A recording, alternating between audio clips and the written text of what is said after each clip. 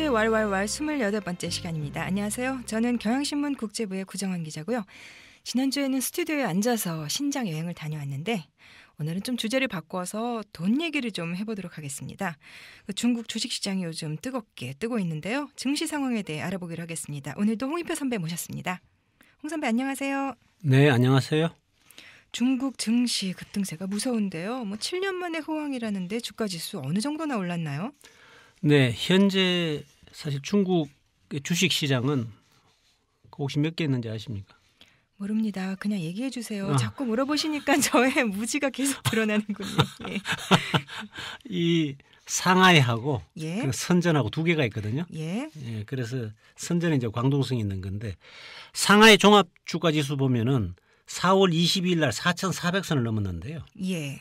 이거는 이제 얼마나 많이 올랐느냐 하면은 작년 10월만 해도 이 수치가 2,200이었거든요. 아니 그러면은 반년도 안 돼서 2배로 뛴 건가요? 예, 그렇습니다. 그 엄청나게 뛰었죠. 예. 그다음에 상하이 거래소하고 선전 거래소 합치면은 예. 4월 17일 기준으로 해가지고 증권 계좌 수가 한 2억 개에 가깝거든요. 계좌 수가요? 예. 예. 그 2억 개가 가깝다는 건 뭐냐 하면은 하나씩 계좌를 가지고 있다면 1억 명 정도가 우와. 중국 사람 1억 명 정도가 주식 투자를 하고 있다. 주식 투자 굉장히 인기인가 봐요. 예, 그래서 이른바 국민 주식 투자 시대가 열렸다. 이렇게 말씀을 드릴 수 있는데요. 그래서 지금 한 주에 300만 개씩 신규 계좌가 지금 만들어지고 있습니다. 그러면 한 주에 300만 명씩 주식 투자 대열에 끼어들고 있다는 거죠. 그렇죠. 예, 그러다 보니까 이제 사실 일반인들 개미 투자자라고 하지 않습니까? 예. 일반인들도 이제 빚내서 투자하는 거고요. 그거 어쩐지 좀 좋지 않게 들리는데요. 그다음에 또 아줌마 투자자들도 지금 몰려들고 있습니다. 그래서 지금 2008년 국제 금융위기 직전에 중국의 주식시장이 그때 반짝했는데 그 이후 지금 7년 만에 호황이 찾아왔다 이렇게 말씀드릴 수 있는데요. 지금 주식 투자로 재미 본 사람들이 많다 해가지고 너도 나도 지금 전거사 격장으로 몰려들고 있다 이렇게 말씀드릴 수 있겠습니다. 네, 우리 예전에 IMF 끝나고 나서 막 호황일 때 너나 없이 이렇게 격장으로 몰리던 때가 좀 생각나기도 하는데 어떻습니까? 그래서 중국 주식 투자자들 주가가 이렇게 올랐으니 돈들 좀 많이 벌었나요? 예, 올 들어 3월 말까지 상황을 보니까요. 주식 투자자 4명 가운데 3명이 돈 벌었다. 한 명 이제 못 벌었다는 건데요. 이 정도면은 상당히 실적이 좋다고 볼 수 있고요. 그런데 이번에 한 설문조사 결과를 보니까 한 가지 특징이 뭐냐니까 20대 젊은이들 예. 이런 사람들이 주식 투자를 많이 하고 있다는 거고 그래서 지금 주식 투자자 한 13% 정도가 30대 미만이었거든요. 그다음에 또 하나는 뭐냐면 새로운 투자자 한 40%가 3선 도시, 4선 도시. 그러니까 이거는 뭐냐면 큰 대도시가 아니고 예. 중소도시에서 이제 예를 들어 주식 투자에 대해서 관심이 많아졌다 이런 거고요.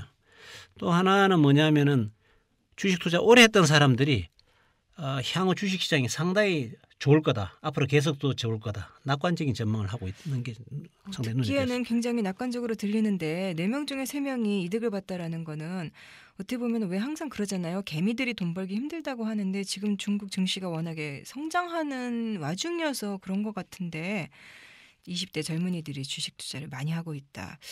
이게 과연 정말 긍정적이기만 한 현상인가라는 생각도 좀 들고 또 그 주식 과부도 많이 나타나고 있다면서요. 예, 그렇습니다. 여기서 주식 과부라는 거는 남편이 주식 투자에 너무 열을 올리기 때문에 이 독수 공방하는 여성들을 말한다. 이런 신조어인데요. 너무 일면적이네요. 남편이 독수 공부하더라도 남편이 돈만 많이 벌어 갖고 오면 좋지 않을까요? 그래도 안 그렇답니다. 이게 왜냐하면 남편이 예. 있는 돈이라는 돈은 다 주식 투자에 쓰고 예. 지금 올인을 하고 있는 거고 이런 그러니까 결국 가지고 오는 돈은 없고 벌어서 그걸로 또 투자하고 또 투자하고. 그렇죠. 그다음에 또 집에 와가지고는 인터넷이나 스마트폰을 해가지고 계속해서 관련 자료 찾고 하니까 그다음에 잠은 소파에서 자고. 거의 중독이네요. 중독이라고 예. 볼 수 있죠. 그래서 이게 원래는 사실 중국에서는 월드컵 과부라는 말이 있는데 예. 월드컵이 이제 4년마다 한 번씩 열리죠. 그 월드컵 열릴 때 이제 남편들이 원래 중국 사람들이 또 축구를 좋아합니다. 그래서 이제 축구 경기 보느라고 완전히 밤새기 때문에 그때 외로운 처지에 있는 사람을 갖다 월드컵 과부라고 했는데 여기에 빗대 가지고 주식 과부라는 말이 나온 거거든요. 근데 이거는 이제 어떻게 보면 이런 말 나오는 것 자체가 지금 너도 나도 주식 투자에 나서는 중국 정시의 현주소를 잘 보여준다. 이렇게 말씀드릴 수 있겠습니다. 그런데 지난번에도 한번 이 왈왈왈 시간에서 홍 선배께서 그 중국 경제 이야기를 해주셨는데 오히려 고속 성장세는 주춤하고 성장률은 뭐 최근에 보니까 7%도 사실은 못 미칠 것이다 얘기 나오고 안 좋아지고 있잖아요.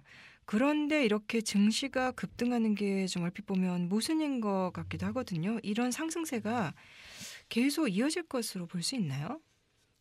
예, 지금 이게 보면은 사실 국내외 전망, 중국의 국내하고 그 외국의 전망이 지금 엇갈리고 있는데요.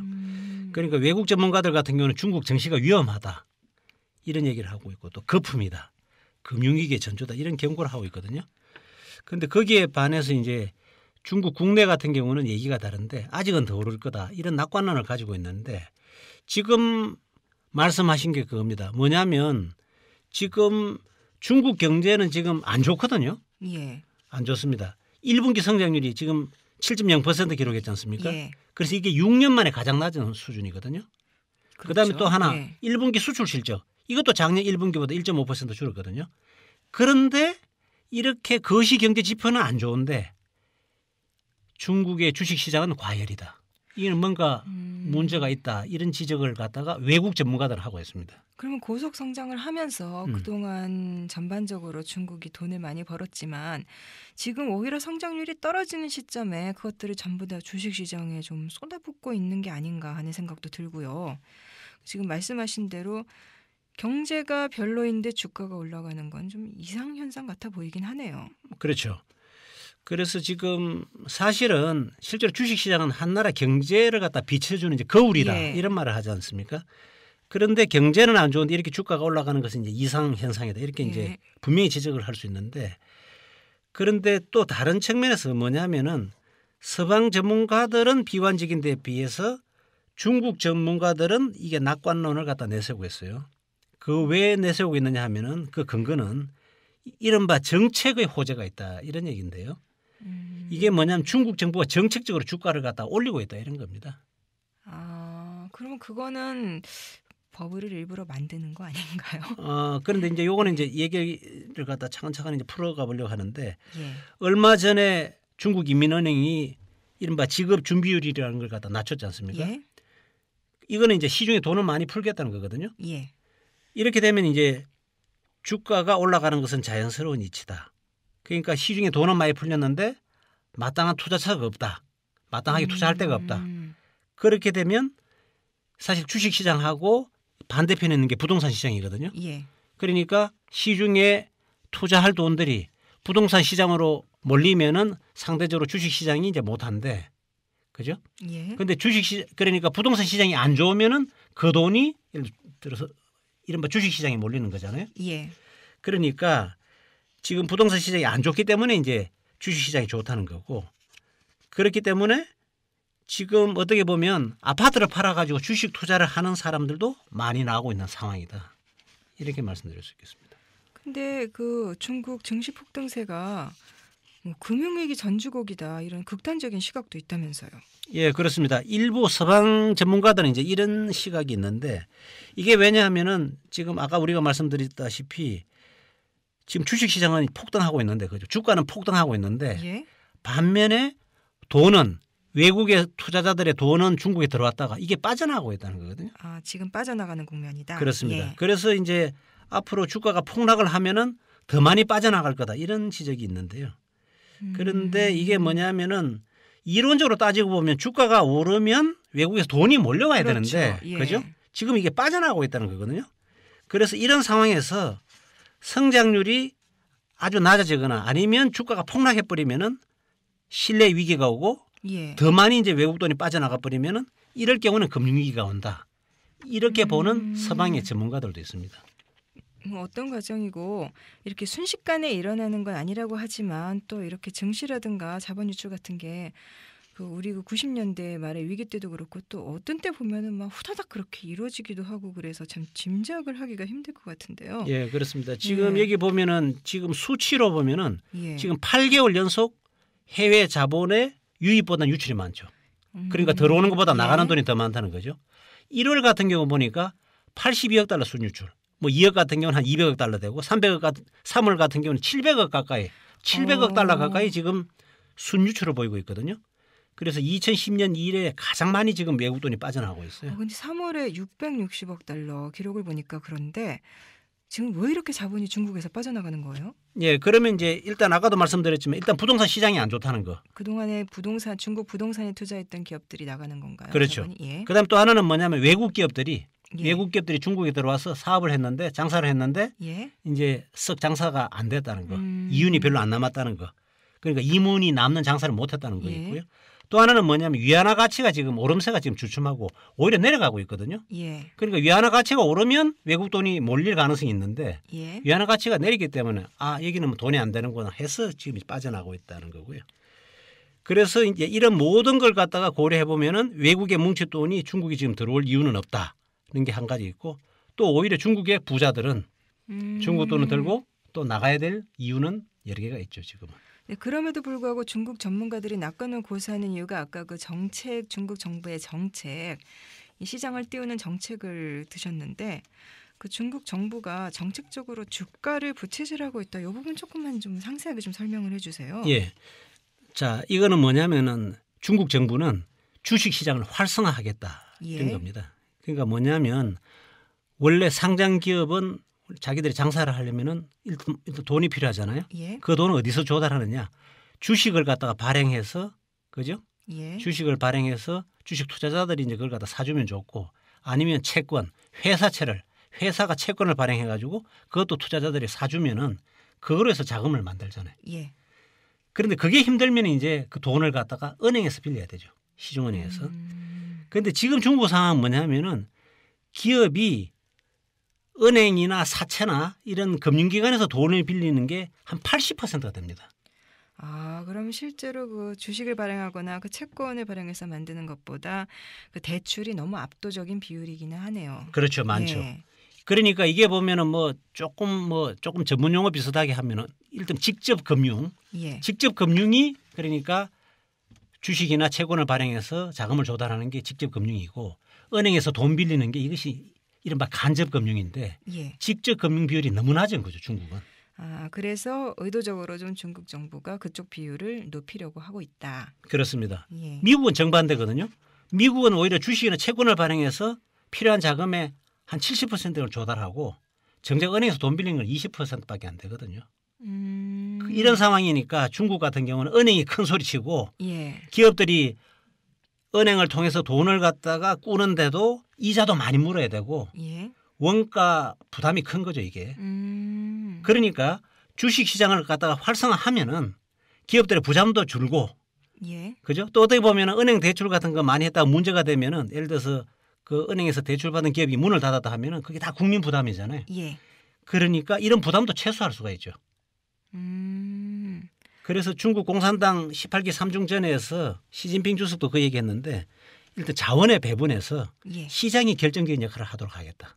그러니까 자본시장, 주식과 채권을 포함하는 자본시장을 갖다가 자본시장을 통해 가지고 기업들이 필요한 돈을 갖다가 조달하면 얼마나 좋겠느냐. 어떻게 보면 좀 자연스러운 그런 흐름이라고 볼 수도 있겠네요. 은행 대출의 의존도가 그렇게 높은 것을 좀 줄이고 기업들도 주식이나 채권을 통해서 좀 더 자금을 조달하게 만들겠다라는 거군요. 예, 그렇습니다. 이것은 뭐 시진핑 주석뿐만이 아니고 리커창 총리, 예. 그다음 임명은의 행장 이런 분들이 다 지금 우리한테 가장 급선무는 자본시장을 어떻게 하면 건전하게 그리고 어떻게 하면 활성화시키느냐 이게 우리의 가장 큰 급선무다 이런 얘기를 하고 있거든요. 근데 이전에는 중국은 그 은행들이 기업한테 대출을 해주고 그래서 성장을 하고 좀 그런 모델 아니었나요? 예, 그렇습니다. 원래 중국의 전통적인 실물 경제 성장 방식은 이런 건데요. 그러니까 기업은 시중은행에서 신용 대출을 받지 않습니까? 예. 그런데 그때 이제 은행이 주로 대출해주는 업종이 뭐냐면 수출하는데 수출 업종 같은데 예. 인프라 건설, 부동산 건설 같이 확실하게 돈이 되는 왕창 돈을 벌 수 있는데 아니면 지방 정부가 투자하는 프로젝트 이런 것도 망할 염려가 없잖아요. 그러니까 안전한데 그죠? 안전하지만 이자는 많이 주는데. 그러니까 기업들이 은행 돈 받았고 그동안 사실상 정부와 은행의 돈을 받아서 좀 손쉽게 그 인프라를 깔고 장사를 해왔던 거로군요. 그렇죠. 예. 그런데 이제 문제는 요즘 경제가 신창타에 뉴노멀 시대를 맞이하지 예. 않습니까? 그러다 보니까 이런 성장 방식이 이제는 벽에 부딪혔다. 그러니까 뭐냐면 은행은 이제 어느 분야든지 돈을 안 빌려주려고 하죠 지금.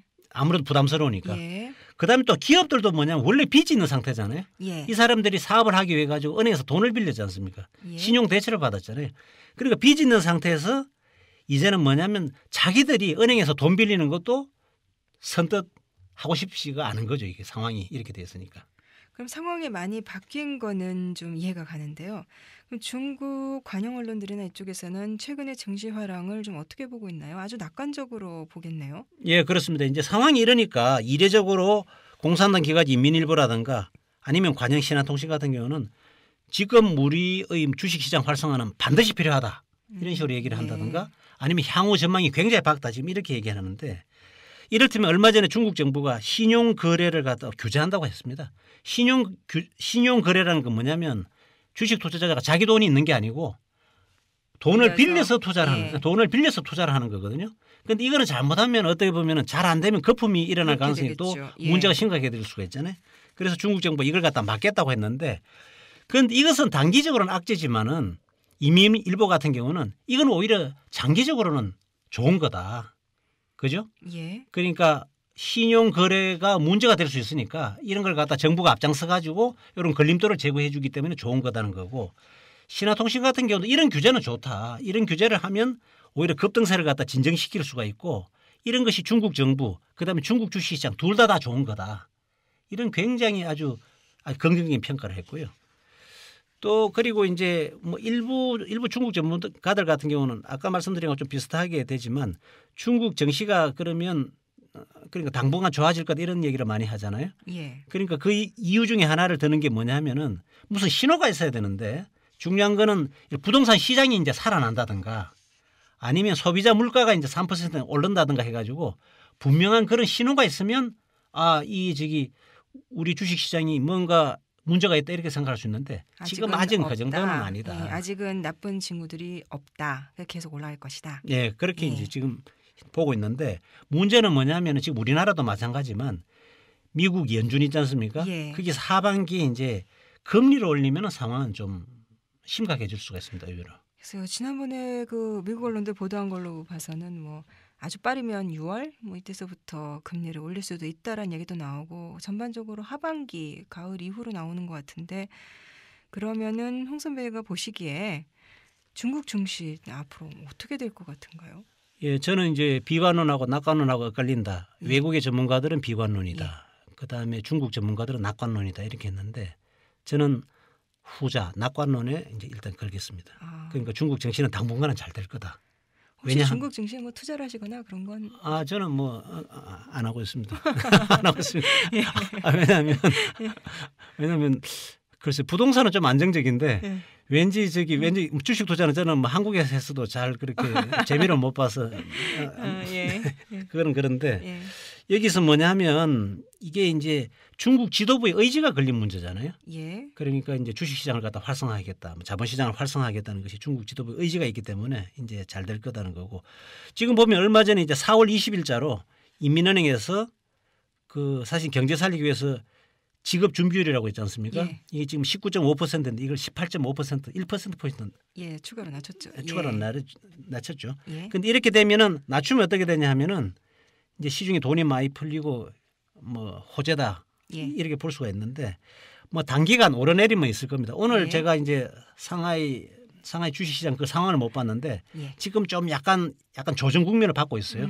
그렇지만 단기간 오르내림은 있겠지만 일정 기간 오름세는 계속될 거다 이렇게 볼 수 있고요. 또 하나의 예를 들을 수 있는 게 현재 주가가 많이 오르긴 했지 않습니까 중국에서. 그렇지만 중국 증시의 시가총액 이걸 갖다 다 합쳐보니까 중국 GDP의 80% 수준이거든요. 그러면 낮은 편인 건가요? 이게 낮은 편이죠. 왜냐하면 미국이 실제 나스닥하고 뉴욕 증시 다 합쳐보면 이게 GDP의 무려 160%입니다. 그러니까 그게 절반 정도거든요. 그러니까 앞으로 이제 올라갈 가능성, 올라갈 잠재력은 이제 여전히 남아있다 이렇게 볼 수 있고요. 그리고 주식시장을 통해서 상장 기업들이 자금을 조달하면은 뭐 이자 부담도 없이 기업을 운영할 수 있고요. 또 주주들의 의사를 반영해서 혁신 노력이지 않습니까? 요즘 뭐 중국 기업들이 다 혁신 그러니까 중국말로는 창신이라고 그러는데 혁신 노력을 하는데도 뭔가 보탬이 될 수 있고 또 은행의 독점이나 횡포 이런 것도 견제할 수도 있고 이런 점이 많습니다. 그래서 이렇게 주식시장이 잘 되면 중국 경제가 안고 있던 그동안의 고질적인 문제들 있지 않습니까? 예를 들어서 예. 뭐 빚더미 올랐다든가 뭐 이런 문제들이 있는데 이걸 갖다 단번에 해결할 수가 있다. 그것이 다만 중국 정부가 정책의 연속성이라든가 아니면 주식시장의 질서 문제 이런 걸 갖다 조금 더 신경을 써줘야 되겠다. 뭐 이렇게 말씀드릴 수 있겠습니다. 방금 말씀하신 거요. 중국 인민은행이 얼마 전에 지준율을 내렸는데 이 중국 정부도 계속해서 그러니까 시중에 돈을 풀고 있는 거잖아요. 이런 정책은 앞으로도 계속 된다고 보시는 거예요? 그렇습니다. 지금 보면은 지금 지준율을 갖다가 내린다든가 아니면 추가로 금리 내린다든가 예. 이거는 계속할 가능성이 있습니다. 계속할 가능성입니다. 그래서 지급 준비율 그러니까 지준율 잠깐 설명하면은 예. 이거는 시중은행들이 고객으로부터 이제 예금을 받지 않습니까? 예. 그 일부를 갖다가 중앙은행에다 그러니까 맡겨야 되거든요. 예. 그런데 그 맡기는 비율을 갖다가 점점 지금 이렇게 낮추겠다는 건데 이건 결국 이제 경기 부양을 위해 가지고 시중에 돈을 많이 풀겠다는 거지 않습니까? 예. 그런데 이게 지금 아까 18.5%라고 그랬지 않습니까?